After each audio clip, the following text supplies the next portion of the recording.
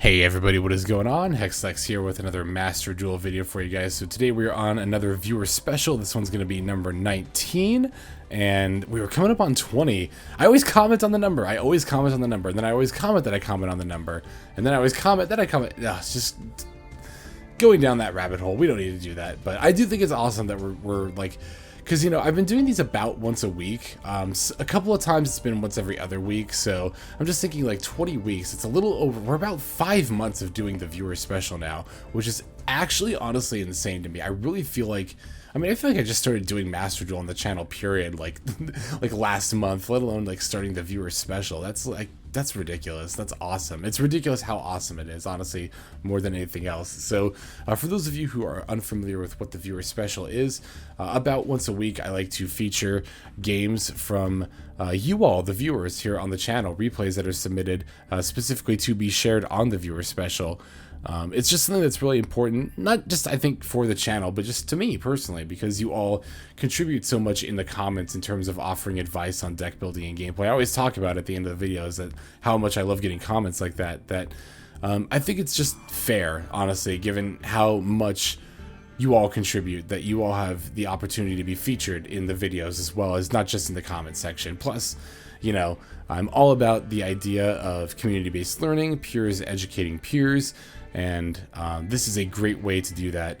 And also just in general, like if you're looking to improve your gameplay, you should watch multiple people play, not just one person. So that's another reason why I like to feature multiple duelists, multiple viewpoints, multiple angles, just learning as much as we can, improving as much as we can together. I think that's the most important part, is that we're all doing it together. So as far as how you can submit your replay if you would like to do it, it's actually fairly simple. There are two very easy ways. The first is if you check out the link in my description below, you will see a link to my Twitter. And if you go to my profile there, right at the top is a pinned tweet where I curate all the responses that I get there. As far as like replays for the viewer special, feel free to go ahead and submit there. And that's easy for me because it's just one nice spot where I can look for all the different responses as opposed to having to pull from a whole bunch of different sources.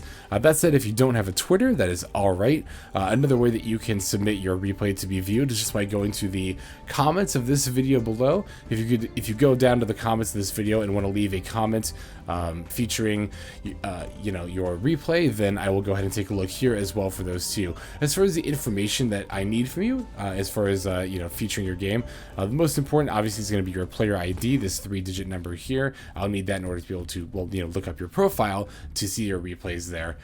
Make sure that you also, if you want to have a specific game featured, that you leave the date, the time, your opponent, just enough specific information that I know exactly which game you would like me to show on the channel here. It also helps if you leave a little blurb about the game too. Like, it could be something as simple as like, oh, I played this deck versus this deck. But if you want to talk a little bit about how the game played out, that can be helpful information going into the replays as well. So just make sure that we're saving the replays publicly. That is definitely something you need to do, is not only save them but also click make public. If the replays are not made public, then I am not able to view them and then in turn not able to feature them here on the channel. So definitely make sure that we're doing that, and yeah, then we'll be all good. So I have a few games to have us take a look at here. Let's go ahead and just dive straight into your games. Alright, so the first game is going to come to us here from Solo. Have you submitted before? I feel like this, I don't know, if you seem familiar somehow, but maybe not. In any case, they have a Despia mirror match for us here, which I think is probably going to end up being the theme, so to speak, of this video here, is Despia mirror matches, because, you know, just given, of course, the nature of how much the deck is played, I've got quite a few games submitted with those, but you know what? That is a-okay, because I do, when laddering, plan on playing a decent amount of Despia, a branded Despia still, and obviously the mirror match is a matchup that will come up a fair bit here. So, ooh, we're going second, but we don't have any disruption in our hand. That's a little awkward. Looks like our opponent might be, okay, I was going to say, they might be playing the adventure variant with that foolish, they might send the water enchantress, but nope, they just sent a Despian tragedy instead to search the Alibur there. Obviously, then they're going to go for the branded fusion, and yeah, unfortunately, we're not really able to do much else but kind of watch with this hand, so yeah, definitely interested to see how we end up playing out of this one. And also interested to see what are they going to discard this Lubellion. That could be very important. Okay, so it is actually the adventure variant because they discarded Dracoback. That's always really important information, honestly, what they discard with Lubellion. I'm always watching for that. Looks like they did not set up the branded red, so that could very well be what they have face down there. Okay, looks like we're leading with the branded opening. I might have led with the Allure instead, but I guess we already have the Albaz in hand, so banishing the Mercurial doesn't necessarily do a whole lot. I mean, we still can, obviously, but... Okay, we are playing Albion, I was going to say, as long as we're playing something that we can actually add, because that's actually kind of a problem I have with my deck, is that I'm not playing another target to add with Mercurial other than Fallen of Albaz. So, yeah, I can definitely see... I think you even mentioned... Were you the one who mentioned that this is why, like, Branded Sword is good? I'm definitely starting to see that now. I mean, I started to see it when I played, like, the Tri-Brigade variant as well, but, yeah, having access to the Albion and then in turn the Branded Sword to recur the Mercurial, it's just, like, one of my favorite phrases to say now. Yeah, I definitely saw the value. I thought about that, too, when I was playing Branded Tri-Brigade. I was like, oh, I could definitely see, like, why people do this in, like, regular Branded Despia as well, so, yeah, I definitely, like I said, definitely am seeing the value here, as we're now able to even, like, continue to do our, you know, quote-unquote regular play of using the Lubellion to go into the Mirror Jade, and I think we baited our opponent's Mirror Jade out just now a bit ago, didn't we? I thought I saw that activating there. Yeah, they did it on our Albaz there. They sent an Iron Dash? What does that do? Huh, no, I was gonna say, yeah, it's gonna probably just summon a Spring Ends or a Fallen of Albaz, right? That's an interesting thing to send, but okay. Yeah, so they did end up having a Branded in red face down, but we have the call by, so it's totally fine here. But I figured when they didn't send the Aliber that they probably had a Branded in red. I don't know, I've thought about that before. I debated, like, do you still set up something with the Mirror Jade and the Aliber there? Like, you could still set up a Branded opening. I don't know how useful that is on your opponent's turn, but, you know. Could make an argument either way. Oh, that's why they wanted to set up the, oh my god, we have the super... That's so disgusting. That's so disgusting. I was wondering for a moment why we didn't set Super Poly, but yeah, it was because of the Spreand, I think is how you say it, Spreand? In any case, it's because of the, Fallen of Albaz that was going to come down during our opponent's turn. Oh, or during the end of our turn, rather. That's so disgusting. And then, yeah, they don't have anything for this Branded. That's so gross. That was so gross. Yeah, definitely thank you for submitting that game. That was a very good showcase of not only, you know, the case for Albion plus Branded Sword and Branded Despia, but also very, very good timing when activating that super polymerization. Thank you very, very much, Solo. I very much appreciate that submission there. All right, yeah, let's go and take a look at the next one. Alright, this next game comes to us here from CML, who actually has yet another Despia mirror. Like I said, that's going to kind of more or less end up being the theme, so to speak, of this particular viewer special, is just Despia mirrors, because, of course, there's enough, like I mentioned earlier, there's enough of them running around. But, as I also mentioned earlier, it's also important because, you know, those of us who are playing Despia should know how to play against the mirror. I don't think I've played... Oh, were you the one who was telling me about Small World in the comments? Somebody told me about playing Small World potentially in this deck in the comments before. Huh, interesting. Okay, so yeah, we open with the Poly for the Masquerade with the Tragedy and the Edge Imp. Yeah, that's definitely the way to go here. It definitely makes our hand very much live as we're now able to get an Aliber that we can normal summon and then a Fright for Patchwork for even more advantage there. A good chain blocking as well. We definitely care more about the Tragedy search and the Edge Imp search necessarily there. Doing a Patchwork for another chain and Poly there, as well as the Aliber for the Branded Fusion. We have already used the Tragedy, so we have to keep that in mind as far as getting the Ad Libitum, but... Oh, and then they have the Ash Blossom. That's a little annoying, but it's not the end of the world. Now that I think about it, I think somebody was telling me to use Small World in a different... Oh, you know, somebody was telling me to use Small World in Adagnister. That's what I was thinking of, but... Still, it's interesting. I hadn't seen it used in Branded Despia before. Using it to set up the Fairy Tale Snow here. A little snow. I don't know why I said snow like that. Getting the double Masquerade for the opponent's turn is always nice. Forcing, like, 1200 damage per effect is so good, especially against, like, a lot of decks nowadays. Just to activate enough effects where they literally can't do everything they need to. Oh, that's right. This is us playing the Frightful variant against the Adventure variant. I think you specifically had mentioned that as well. I still consider that enough of a mirror match. It's more or less still a mirror. Yeah, I don't really know what they're kind of thinking, trying to do the Adventure line here. I guess they have to get a Draco back out, right? Wow, they took like they went down to 2,600 even just to get to this point. Like that's pretty brutal. So they get two more effects after this. They get the Branded Fusion, and then they get Lubellion's effect. And then at that point they can Mirror Jade and Banish the Masquerade. So to be fair, they're quote-unquote good at that? Well, no, they're making an Albion. Wait, what? Oh, wait, they can use Albion. Can't... Wait. Oh, no. Are we going to stop them with the snow? Oh, but now they can't use Albion. Or they didn't use it in the first place, did they? No, because it would have gone on the stack. On the stack. Jeez, like, this is magic. It would have gone on the chain link there. Okay, so yeah, now that they're at 200, they can't activate effects anymore. But I was going to say, yeah, now they can also just battle over our monster as well. But then, yeah, what are they going to do at this point? Like, they can summon the Griffin Rider, but we can just go to battle phase and attack their adventure token, and then the game's over. Huh. Yeah, so that right there just goes to show the power of Double Masquerade and how much it can really impact the game. Double Masquerade might not seem... I think this a lot of the time, where I'm like, oh, Double Masquerade, do I really want to just open with that? Is that really enough? It could very easily be enough against a lot of decks this format, and this game was definitely sufficient proof of that, especially the mirror match. So thank you very much for the submission there, CML. I greatly appreciate it. Let's go ahead and move on now to the next one. Alright, this next game here comes to us from, I'm so assuredly going to butcher your name, and I'm sorry for doing so, Gaspaggio?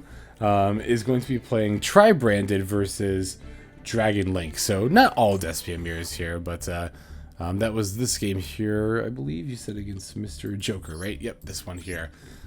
We like Tri-Branded, we like Dragon Link though, so you know, definitely wanted to feature this one all the same.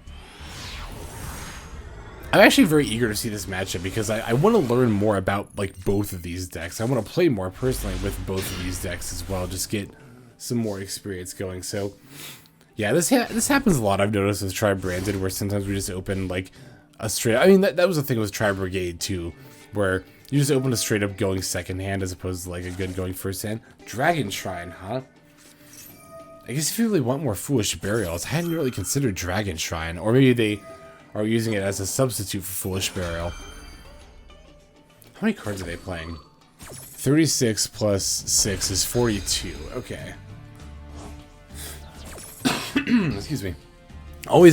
That's like one of the first things I always like look for when I see a Dragon Link deck or someone playing Dragon Link. So I'm like, how many cards are you playing? I always want to know, because like, you know, I usually rest around 44, 45 for Dragon Link during my build. So when people have less, I'm like, what aren't you playing? That's always what I want to like. What aren't you playing that I am? I'm just so curious. So we do have the Imperm as well as an Ash available. I'm trying to think of when the best point to Imperm necessarily would be, and to Ash too. This deck has a lot of choke points, so yeah, Ashing here is not a bad idea at all, I don't think. You see, this is really the kind of deck where you want Nibiru as opposed to something like Ash or Imperm, because the Nibiru is gonna like really, when it comes down, it's like really gonna stop, you know, what the opponent is able to do for like pretty much the whole rest of the turn there, let alone like, you know, that one particular instance in which it's activated, as opposed to again like Valor and Imperm or like Ash, which against a deck like this are a little bit more tricky to use. You have to like pick a more specific choke point.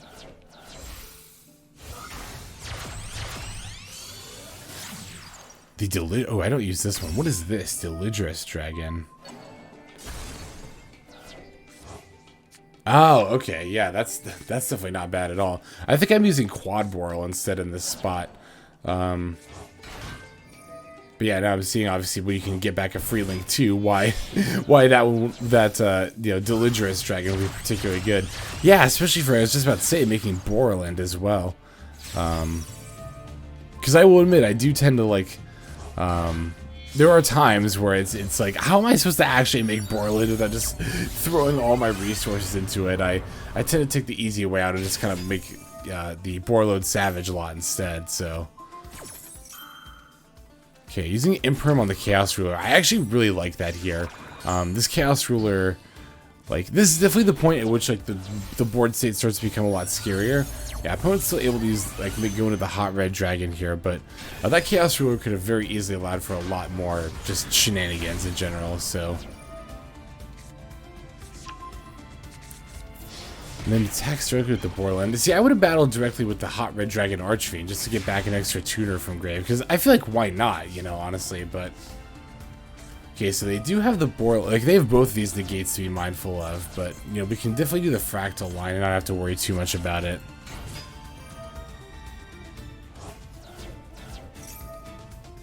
Okay, yeah, there's the negate. And this, actually, let me see this real quick.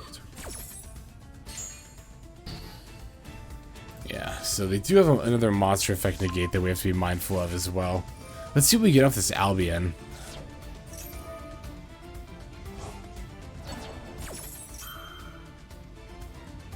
And also, have we normal summoned? Yeah, we did. Okay, yeah, we normal summoned the Nerval. I thought we did.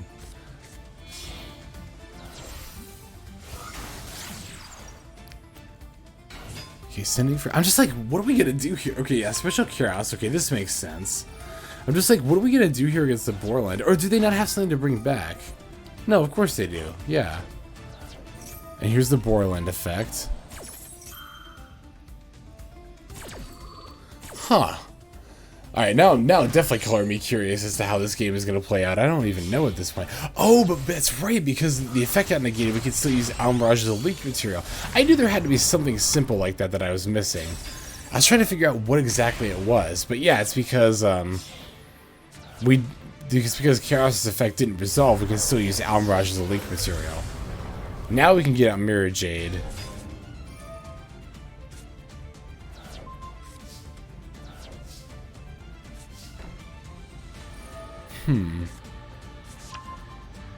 Yeah, we do still have the Hot Red Dragon to contend with, but that's not super scary necessarily. It is definitely at least a little scary. Actually, you know what? It's definitely very scary. Because aren't they about to summon a Borload Savage Dragon? Oh, but we have the Mirror Jade effect. That's why it's not scary. That's right. Yeah, so they can, I mean, they can get their Borload Savage Dragon if they want. Wow, they have a Royal Finish one. That's pretty. That's a really pretty Borland. Yeah, I was going to say, the Borland won't save them, or not the Borland, the Borload. Yeah, the Borload doesn't save you from the Mirror Jade there because the effect is already activated. It just resolves during their end phase, and then they just concede at that point. So I was like, how are we possibly going to lethal them? Or, like, not just lethal them, but just win, period. But that's, okay, that's very well played through those Omni-Negate monsters. You managed to play through all of them in a very efficient way. That's awesome. Thank you very much for that submission there. All right, I think we have one more we're going to try to take a look at here. Let's go ahead and go straight into it.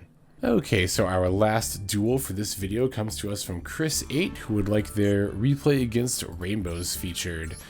Let's just go ahead and go straight into it. I don't think you mentioned what deck you were playing, or maybe I just overlooked it. I definitely would not discount that possibility, so I'll just go straight into it and see what we got here. Looks like the opponent is going to take the first turn.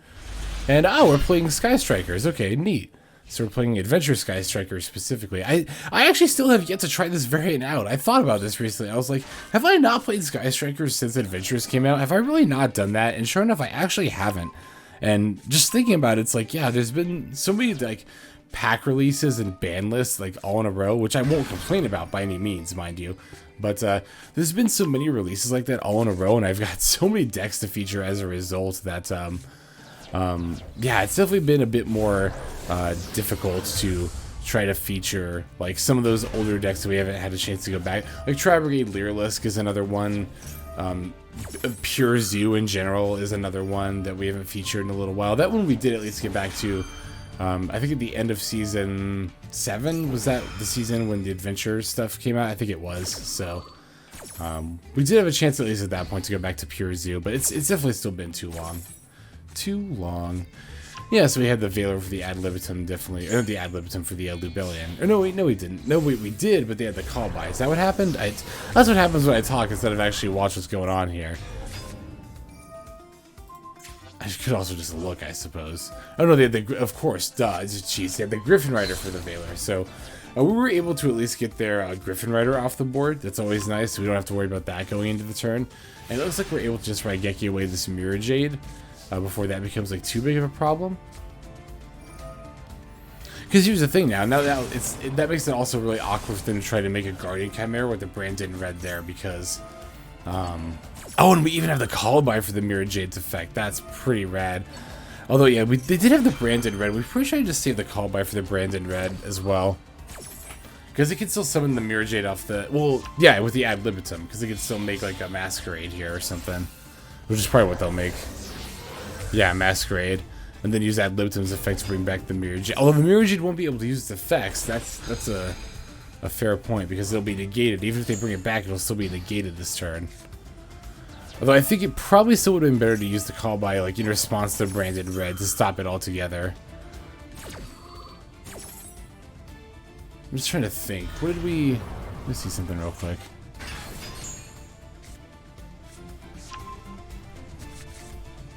Oh, you know what? Although, to be fair, that is also going to keep our board from actually, you know, being destroyed during the end phase. So that actually, you know, I think that might have actually been the better. Because I was like, wait, wasn't there a reason why we did actually want to use the effects the way we did there? And yeah, that actually does make more sense. Oh, and we could just use Draco back to put back this Mirror Jade, yeah.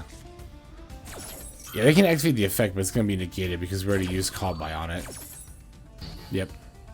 I mean, of course, they still want to do that anyway for the Albion activation, but still. Alright, going for the Hayate. Battle setup, I assume, a engage, or an engage, rather. We even have the 3 spells in grave. I was pretty sure we did.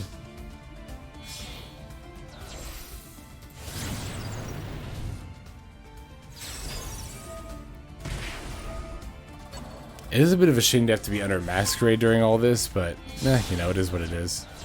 Oh, wait, we're going for something with a token here. Ooh, a Zeke, okay.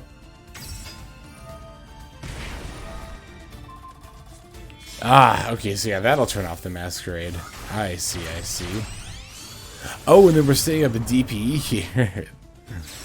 Oh, yeah, no, we have to do this to get monsters out of our main monster zone, of course. To actually use the engage. Right.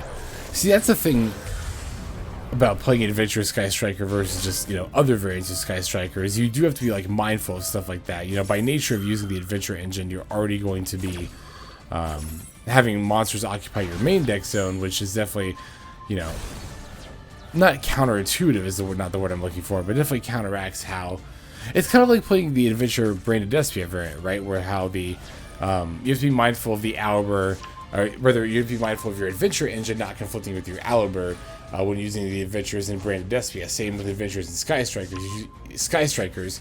You just have to be mindful of not having your main monster zones occupied by Adventure cards when you need to activate your Adventure stuff or your Sky Striker spells. Ooh, excuse me.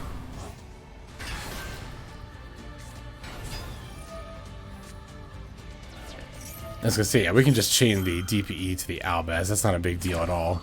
We'll just pop the Albaz and they will be able to fuse whatsoever.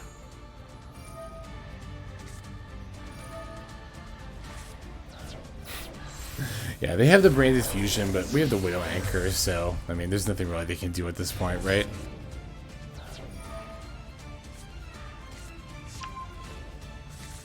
Oh, right, they couldn't even use the Lubellion effects because they didn't have a card in hand. I was like, wait, why didn't they activate? But that's right. They can't.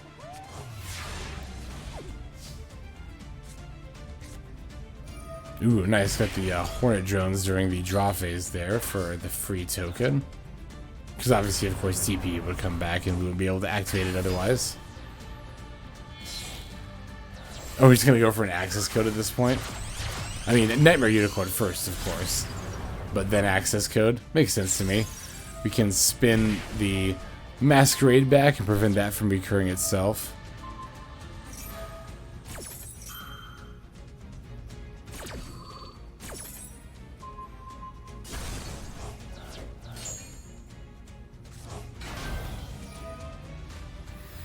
Yep, I was gonna say we just summoned Denier. I thought we had a Malicious, but no, it was Denier plus Dasher that we used, right? That'd actually make more sense anyway for a deck like this. Yeah. Because this deck isn't really looking to link climb, so it doesn't need the malicious, like the extra slots for it. And yeah, just blow up their stuff with access code and then swing for lethal. Easy enough. So yeah, thank you very much for submitting that game. Very much appreciate it. Alright, that's all the time I've got for this one, so let's go ahead and move now to the outro. Okay, everybody, just want to thank you all very much for watching all the way to the very end like this. That does mean a whole lot to me, not only personally, but as a means of supporting the channel. Same goes for those of you who are commenting and subscribing. And definitely, of course, as always in these viewer specials, I have to give a very, very genuine thank you to everyone who submitted games. The viewer special would not be possible without you, the viewers, doing so. So definitely grateful for that. It's because, like, you know, I love this series. I've talked about it before. I just love having the opportunity to be able to feature you all. I think it's important to just the kind of channel I want to have and the kind of community environment I want to promote. So thank you all very much. It really does mean a lot to me. But yeah, that's all the time that I have for this one. So without further ado, this is Sexlex signing out, and I hope you guys have a fantastic day.